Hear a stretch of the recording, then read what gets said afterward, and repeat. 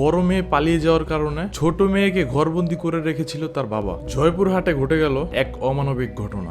জন্ম দিলেই কি শুধু বাবা মা হওয়া যায়? একটা বাবা কিভাবে পারেন তার মেয়েকে 4 বছর ধরে ঘরে বন্দি করে রাখতে? মেয়েটি পড়াশোনা করতো আর ভালো স্টুডেন্টও ছিল। এই 4 বছর তার কোনো বন্ধু বান্ধবের সাথেও দেখা করতে দেওয়া হয়নি তাকে। এমনকি তার দরজা জানলাও বন্ধ করে দিয়েছিল একবারের জন্য, ঘরে যেন আলো বাতাস না আসতে পারে।